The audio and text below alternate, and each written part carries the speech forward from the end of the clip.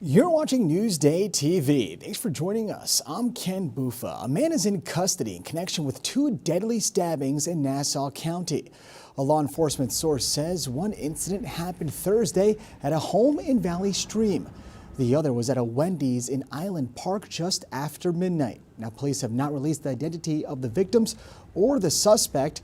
The man who was arrested was taken into custody at a 7-Eleven in Lynbrook, where authorities say he told a worker he was in distress and to call police.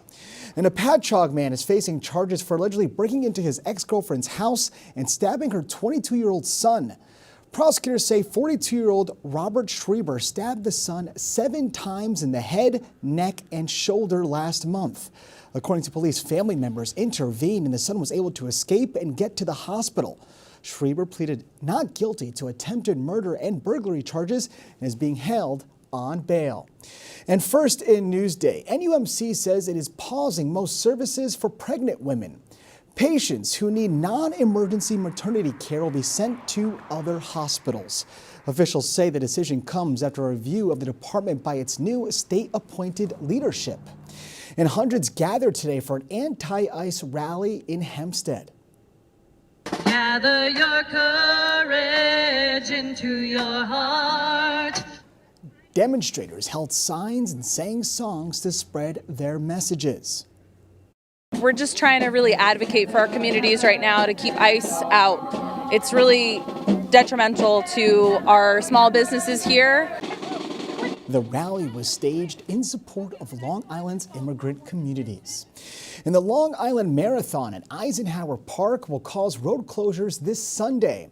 Charles Lindbergh Boulevard will be shut down from 6 a.m. to 1 p.m. Merrick Avenue from Stewart Avenue to Hempstead Turnpike will be closed from 5 a.m. to 1 p.m. Now, for a list of other road closures, visit our website for more information. All right, let's take a quick look at tomorrow's weather. It was a gorgeous, absolutely stunning day today. Tomorrow, not as much sun. We'll have clouds, but we will be dry. Temps in the mid-50s. Of course, we'll have that 7-day forecast for you later in the broadcast.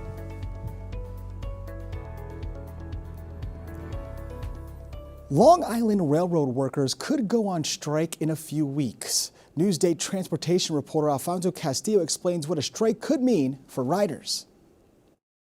We're now just about 2 weeks away from what could be the first Long Island Railroad strike in more than 30 years. And even though both sides say they want to talk, it doesn't seem like there's a whole lot of talking going on. We're ready to stay at the table every day, all day, as necessary to try to reach an agreement. It's bad for the workers, it's bad for the public, it's bad for the economy. We got to figure out a way to avoid it. The sticking point here is the size of raises for Long Island Railroad workers.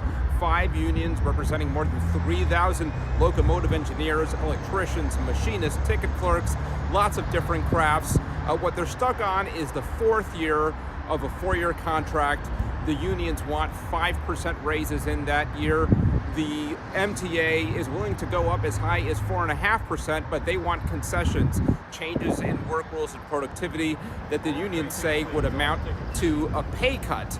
If this isn't settled, May 16th, that's the date the Long Island Railroad would shut down. What it means for riders is no way to catch a train. The contingency plan being put together by the MTA involves buses from 5 locations, but for the moment, the two sides remain pretty far apart. At Lynbrook Station, for Newsday TV, I'm Alfonso Castillo. It's deadline day for the town of Brookhaven to submit a plan to clean up a 4-mile-long toxic plume that's coming from the town's landfill. Virginia Huey has more. It has gone from worrisome to disruptively frightening. Juliana Kirk of Brookhaven is blunt about her growing fear of living near the Brookhaven landfill.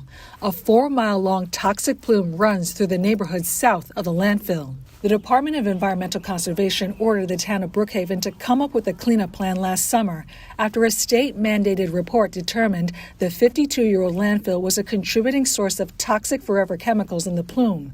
The deadline to submit the plan is Friday. I am hoping that it will get rid of and filter through water filtration, the issues of all the contaminants that are in our land.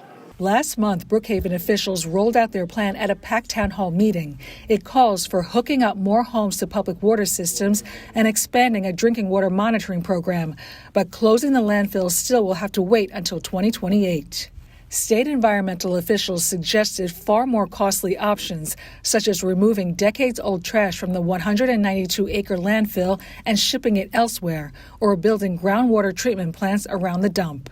The town rejected both ideas. In a phone interview with Newsday, Brookhaven Town Supervisor Dan Panico said the town's plan was the most realistic and the most cost-effective option for cleaning the plume. Panico also issued a written statement saying, in part, it is premature to give further comments on the report at this time, as the New York State DEC will review this report and provide further feedback to the town. Once the town receives these comments, the town will assess next steps. Currently, what we've seen is that there is no plan to clean up the plume, and what they have proposed is woefully anemic. Environmentalist Adrian Esposito said Brookhaven's plan does not go far enough to protect public health and nearby waterways. We can't be cheap because cheap is expensive. Polluting the bay and the harbors and the South Shore estuary is very costly, and it's also quite dangerous.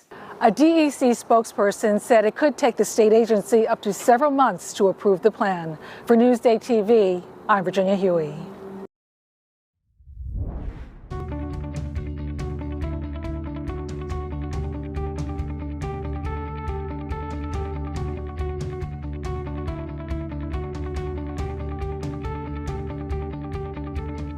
Feed Me is brought to you by GL Homes, a reputation built on quality and trust since 1976.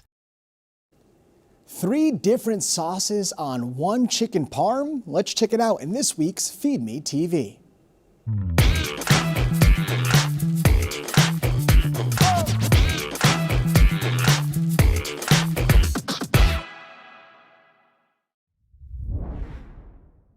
This is the Pollo Tricolore you could only find here at Vespa. Let's go inside and see how this massive chicken parm is made. The Pollo Tricolore. The way we played it, looks like the Italian flag. It is a double breast chicken. We pan fry it. So the reason why I pan fry, like I said, it has more of a home cooked feel to it. It's one of those dishes that it's simple, but it took on a life of its own. We put mozzarella all over. We put Parmigiano Reggiano. We'll put Pecorino Romano, and then we put fresh mozzarella cheese right in the middle. Oh my gosh! And then it's literally the size of a 14-inch plate. Basically, it's a pizza platter. We serve it on, and we have the rigatoni underneath it. So we have pomodoro sauce, alla vodka sauce, nut-free basil pesto, and then we just hit it with a Pecorino Romano right on top. That's it, buddy.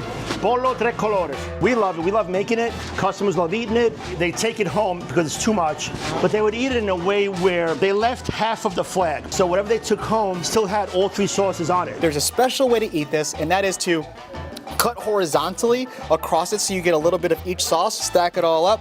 Look at this bite. It's going to be amazing. Put that cheese around there, and it is so good. The chicken cutlet is delicious. The breading is perfect, and there's such crispiness. The penne vodka is so tasty, and that pesto sauce and the mozzarella cheese just brings it all together. This dish is amazing. Ken Buffa, Newsday TV. Benedetto! Benedetto! Oh! Benedetto! Kenneth? It was really good. All right, let's take a look at your 7-day forecast to see how the weekend is shaping up and see if we are dry. As we know, Saturday, yes, we are, but we'll have those clouds overhead. Sunday, a little bit of sun, temps nearing 60s. Next week, we will be in the 60s, but rain will come and visit Wednesday and Thursday. Long Island weather is brought to you by Fire Island Ferries. Now, for more on the stories you've seen here today, head over to Newsday.com. Click Get More below the Newsday TV video box. I'm Ken Buffa. More news coming up.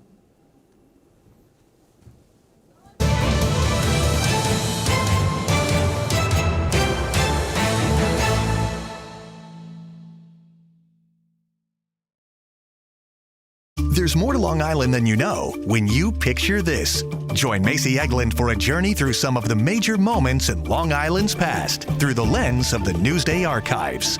Picture This, available now at Newsday.com/picture this.